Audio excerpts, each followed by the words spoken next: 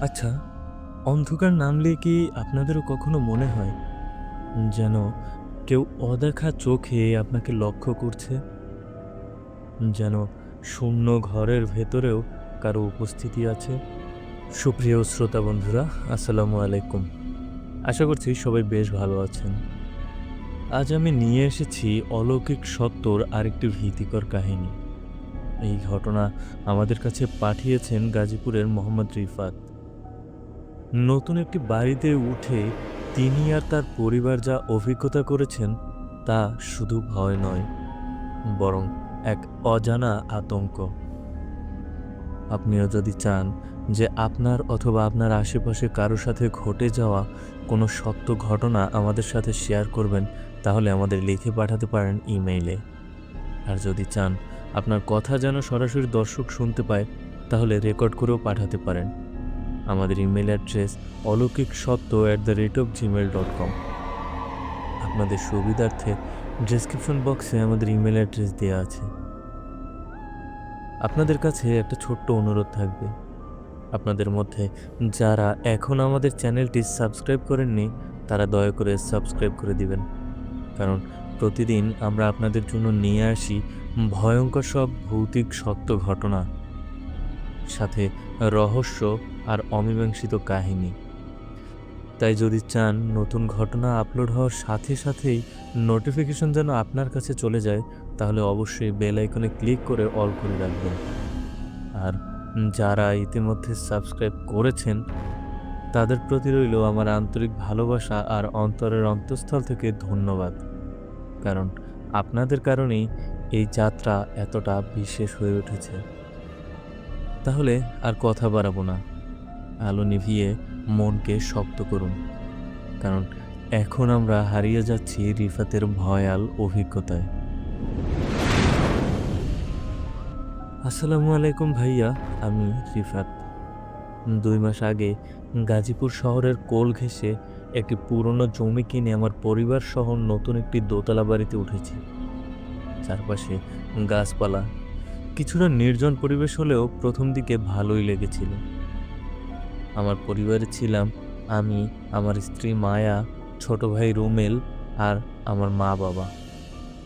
আর আমাদের সাথে ছিল আমার ৬ বছরের মেয়ে মিথিলা। প্রথম দিন রাতেই মায়া বলল রান্নাঘরে কার যেন ফিসফিস করার শব্দ শুনেছে। আমি হেসে বললাম, নতুন জায়গা, অভ্যস্ত না, তাই এসব মনে হচ্ছে। কিন্তু এরপর থেকেই যেন কিছু একটা আস্তে আস্তে ঘনিয়ে আসছিল। রাত প্রায় ২টা, চারপাশে একেবারে নিস্তব্ধ, শুধু ঘড়ির টিকটিক আর মাঝে মাঝে দূরে কুকুরের হালকা ডাক। সবাই তখন গভীর ঘুমে। অথচ হঠাৎই আমার কানে ভেসে এলো ছাদের দিক থেকে স্পষ্ট টুপ টুপ পায়ের শব্দ। প্রথমে ভেবেছিলাম বিড়াল কিংবা কোনো পাখি হবে, কিন্তু শব্দটা একেবারেই আলাদা। প্রতিটি পায়ের আঘাত ভারী, যেন কেউ আসলেই জুতা পরে হাঁটছে। আর সবচেয়ে অদ্ভুত ব্যাপার হলো, শব্দগুলো ধীরে ধীরে এক জায়গা থেকে অন্য জায়গায় সরে যাচ্ছিল, যেন কেউ ঘুরে বেড়াচ্ছে। আমার বুকের ভেতর ধপধপ শুরু হয়ে গেল। ঘরে থাকা টর্চটা তুলে নিলাম হাতে। সাহস সঞ্চয় করে ছাদের সিঁড়ি বেয়ে উপরে উঠতে লাগলাম। প্রথম ধাপেই মনে হচ্ছিল শব্দটা আরও কাছে চলে আসছে। ছাদে উঠে দেখি চারপাশে ঘন অন্ধকার, এক ফোঁটা আলো বাতাস কিছুই নেই। অথচ বুকের ভেতর এক অজানা শীতলতা জমে উঠেছে। টর্চের আলো সামনে ফেলে ধীরে ধীরে চারপাশে স্ক্যান করতে লাগলাম। হঠাৎ আলোটা দেয়ালের পাশে পড়তেই দেখলাম একটা ছায়া যেন নড়ে উঠল। কোনো মানুষ নয়, কোনো প্রাণীও নয়, এ যেন এক অচেনা ছায়া, যেন টর্চের আলোয় লুকোতে চাইছে। আমার হাত কেঁপে উঠল। টর্চটা কেঁপে কেঁপে একবার এদিক একবার ওদিক হয়ে গেল। আবার আলো ফেলতেই সবকিছু ফাঁকা। কোথাও কিছুই নেই। কিন্তু আমার কানে তখন ভেসে আসছিল দূরে কোথাও কারো ধীর, ভারী পায়ের শব্দ। যেন সে ইচ্ছে করেই আমার সামনে আসছে না, কিন্তু জানায় সে এখানেই আছে। সেদিন রাতে আর কিছুই ঘটল না। আমি বাসায় ফিরে গেলাম। এরপর কয়েকদিন ভালোই কাটলো। হঠাৎ একদিন গভীর রাতে আমার ভাই রুমেলের ভয়ঙ্কর চিৎকারে ঘুম ভেঙে গেল। আমি আর মা বাবা দৌড়ে গিয়ে দেখি সে পুরো শরীর ঠান্ডা ঘামে ভিজে গেছে। বুক ধড়ফড় করছে আর চোখ দুটো কেমন আতঙ্কে ফাঁকা ফাঁকা হয়ে আছে। আমরা ঘিরে ধরতেই সে কাপা গলায় বলল, আমি আমি ঘুমের মধ্যে দেখলাম বারান্দায় যেন কেউ দাঁড়িয়ে আছে, সাদা শাড়ি পরা এক মহিলা, কিন্তু তার চোখগুলো লাল রঙে জ্বলজ্বল করছিল। সে আমার দিকে তাকিয়ে শুধু হাসছিল। ধীরে ধীরে, খুব ধীরে ঘরের দিকে হাঁটছিল। রুমেল তখনও কাঁপছিল আর বলছিল সে যতবার দরজার দিকে তাকিয়েছে দেখেছে সেই সাদা শাড়ির মহিলা এক কদম এক কদম করে এগিয়ে আসছে। তার শীতল হাসি, লাল চোখের দৃষ্টি যেন পুরো ঘরটা ভরে দিচ্ছিল। শেষ মুহূর্তে সে ভয়ে দরজা বন্ধ করে দেয়, কিন্তু ভয় এখানেই শেষ হয়নি। তারপরের কয়েক রাত হিমেল আর একটুও ঘুমোতে পারেনি। লাইট চালিয়ে বসে থাকতো, কিন্তু মাঝরাতে হঠাৎ চমকে উঠে বলতো, দরজার ওপাশে কেউ হাঁটছে, আমি শুনতে পাচ্ছি। তার চোখে তখনও একই আতঙ্ক, যেন সেই সাদা শাড়ির মহিলা ঘরের বাইরে ঘুরে বেড়াচ্ছে, সুযোগ পেলেই সে ভেতরে ঢুকে পড়বে। এরপর একদিন সন্ধ্যার সময় আমার মেয়ে মিথিলা একা বসে খেলছিল তার পুতুল নিয়ে।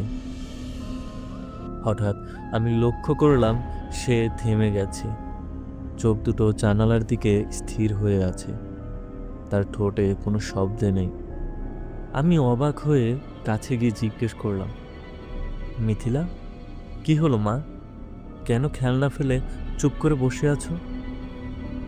সে আস্তে আস্তে আমার দিকে ঘুরে তাকালো, মুখে এক অদ্ভুত শান্ত ভাব, যেন সে এক ভয়ানক গোপন কথা জানে। তারপর খুব সরল স্বরে বলল, বাবা, একটা আন্টি আমার সাথে খেলতে এসেছে। সে আমাকে বলেছে রাতে জানালা খুলে রাখলে সে আমার ঘরে ঢুকবে আর আমার সাথে খেলা করবে। কথাটা শুনে আমার গা হিম হয়ে এলো। আমি তড়িঘড়ি করে জানালার দিকে তাকালাম, কিন্তু কোথাও কাউকে দেখা গেল না। চারপাশ অন্ধকার, কেবল জানালার কাছে নিজের প্রতিচ্ছবি ভেসে উঠছিল। আমি কাপা গলায় মিথিলাকে জিজ্ঞেস করলাম, মা, কই আন্টি? আমি তো কাউকেই দেখছি না।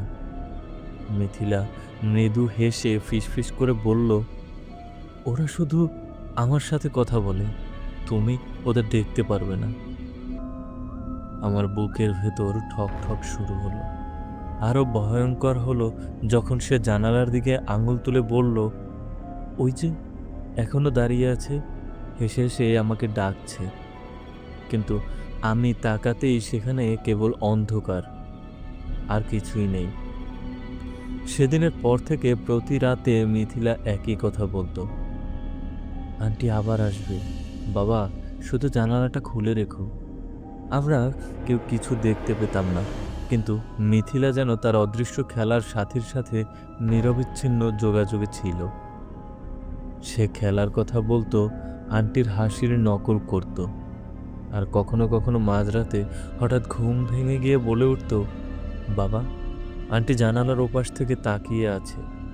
এরপর একদিন রাতে মায়া রান্নাঘর থেকে ফিরছিল। পুরো বাড়ি নিস্তব্ধ, শুধু সিঁড়ির নিচ থেকে হালকা একটা কর্কর শব্দ আসছিল, যেন কারো পা ধীরে ধীরে কাঠে চাপছে। প্রথমে সে ভেবেছিল হয়তো তার ভুল শোনা, কিন্তু শব্দটা থেমে গেল না, বরং আরো স্পষ্ট হতে লাগলো। প্রতিটি ধাপ যেন কারো অদৃশ্য পায়ের ওজনে কেঁপে উঠছিল। মায়া ভয়ে ভয়ে সিঁড়ির কাছে এগোলো। অন্ধকারে তার বুক ধড়ফড় করছে, হাত কাঁপছে। চোখ নামাতেই সে জমে গেল। সিঁড়ির ঠিক নিচে দাঁড়িয়ে আছে একটা ছায়ামূর্তি, যার আকৃতি মানুষের মতোই, কিন্তু মুখ নেই। চাঁদের হালকা আলোয় ছায়াটা স্পষ্ট ভেসে উঠেছে, অথচ পুরো অচেনা, বিকৃত আর নিঃশব্দে তাকিয়ে আছে মায়ার দিকে। মায়ার গলা শুকিয়ে গেল, সে দম আটকে শুধু দাঁড়িয়ে রইল। মুহূর্ত কয়েকের জন্য মনে হলো ছায়াটা যেন এক কদম এগোতে চাচ্ছে, কিন্তু হঠাৎই এক ঝলক দপ করে মিলিয়ে গেল। চারপাশ তখনও নিস্তব্ধ, সিঁড়ি ফাঁকা, কোথাও কিছুই নেই। কিন্তু অদ্ভুত ব্যাপার হলো, মায়া পরে শপথ করে বলল, মিলিয়ে যাওয়ার মুহূর্তে সে যেন একটা ঠান্ডা বাতাসের ঝাপটা অনুভব করেছিল, আর সেই সঙ্গে কান ঘেঁষে কারো ফিসফিসানি, আমি এখানেই আছি। আমার মা নিয়মিত নামাজ পড়েন। একদিন মাগরিবের নামাজে ঘর নিস্তব্ধ, আলো জ্বলছে মৃদু, বাতাসও যেন থেমে গেছে। তিনি সিজদা দিতে গেছেন, কপাল মাটিতে ঠেকাতেই হঠাৎ অনুভব করলেন তার পিঠে এক অদ্ভুত ভারী হাত রাখা হয়েছে। ঠান্ডা বরফ শীতল সেই ছোঁয়ায় তার পুরো শরীর কেঁপে উঠল। প্রথমে ভেবেছিলেন হয়তো আমি বা মায়া মজা করছি, কিন্তু হাতটা তখন আরো জোরে চেপে বসল, যেন কাউকে নিচে নামিয়ে রাখতে চায়। তিনি আতঙ্কে দ্রুত উঠে দাঁড়ালেন, চারপাশে তাকালেন। ঘরে একেবারেই কেউ নেই, দরজা বন্ধ, জানালাও বন্ধ। তবুও তার কানে যেন ভেসে এলো কারো ভারী নিঃশ্বাস, যেন ঘরের ভেতরেই কেউ আছে। মা তখন নামাজ ছেড়ে দিলেন। কথা বলতে গিয়েও কণ্ঠ আটকে গেল, তার গলা শুকিয়ে গেল। হঠাৎই তিনি ভেঙে পড়লেন, চিৎকার করে কাঁদতে শুরু করলেন। আমরা ছুটে আসতেই তিনি কাঁপা কাঁপা গলায় বললেন, কেউ কেউ আমাকে সিজদায় নামতে দেয়নি, আমার পিঠে হাত রেখেছিল। তারপর থেকে তিনি আর কোনোদিন একা ঘরে নামাজ পড়তে সাহস করেননি, কারণ তিনিও শপথ করে বলেছিলেন সেই স্পর্শটা মানুষের নয়, বরং এমন এক ছোঁয়া যেখানে শুধু ভয় আর অন্ধকার মিশেছিল। আরেকদিন রাত তখন প্রায় 10:30। মায়া তার প্রিয় পুতুল খুঁজতে খাটের নিচে উকি দিল।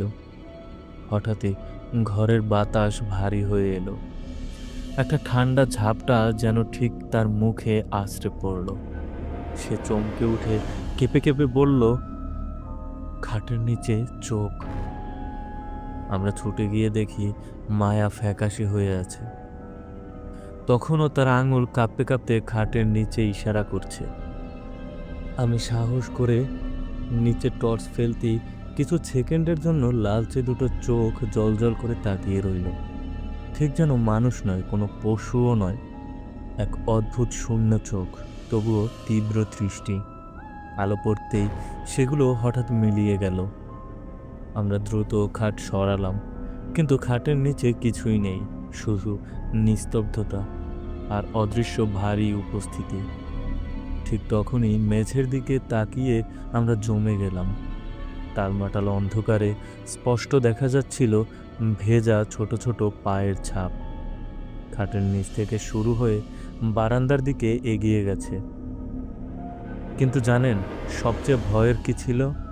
ছাপগুলো যেন কোনো বাচ্চার, তবুও অস্বাভাবিক লম্বা আর বিকৃত আঙুলের মতো। আর সেই ভেজা পায়ের ছাপগুলো একেবারে হঠাৎ করেই থেমে গেল বারান্দার মাঝখানে, যেন যে এসেছে সে হাওয়ায় মিলিয়ে গেছে। মায়া তখনও ফিসফিস করে বলছিল, চোখগুলো এখনো তাকাচ্ছে, আমি দেখছি। এরপর অন্য একদিন রাত তখন প্রায় 3টা, পুরো বাড়ি নিস্তব্ধ, শুধু ঘড়ির টিক টিক ভেসে আসছে। হঠাৎ রান্নাঘরের দিকে ধাতব কোনো শব্দ শোনা গেল, এক ধরনের ধকধক, যেন কেউ লোহার সাইজের জিনিস ফেলছে বা ঘষছে। আমি দৌড়ে রান্নাঘরের দিকে গেলাম। দরজা ধাক্কা দিয়ে খুলতেই একটা ঠান্ডা ঝাপটা মুখে এসে লাগলো। ঘরের বাতাস হঠাৎ ভারী হয়ে উঠল। মনে হলো কেউ এখনো সেখানে আছে। সবকিছু নিজের জায়গায়, কিন্তু কিচেনের সাদা টাইলসের উপরে লাল রঙের এক হাতের ছাপ। হাতের আঙুলগুলো যেন স্পষ্টভাবে টাইলসে চেপে রাখা হয়েছে। শুধু হাত নয়, সেই হাতের ভেতর এক অদ্ভুত বিকৃত রূপ যেন অদৃশ্য হাহাকার করছে। আমি কেঁপে কেঁপে সেই ছাপের দিকে এগোলাম। হঠাৎ মনে হলো হাতটি ধীরে ধীরে ধূসর হয়ে মিলিয়ে যাচ্ছে। কিন্তু ধীরে ধীরে মিলিয়ে যাওয়ার সময় মনে হলো কারো চিৎকার ভেসে আসছে। সেটা দূর থেকে নয়, সোজা কানের কাছে। ভয় অনুভব করে আমি ঘরের আলো জ্বালালাম, কিন্তু হাতের ছাপ আর নেই। কেবল নিস্তব্ধতা আর টাইলসের ওপর লাল রঙের মৃদু ছায়া। সকালে উঠে দেখি মাটি শুকিয়ে গেছে, টাইলস সাদা, কিন্তু রাতের ভয় এবং সেই লাল হাতের উপস্থিতি মনে থেকে গেছে। এক ধরনের অদৃশ্য আতঙ্ক যা মনে বারবার ফিরে আসে।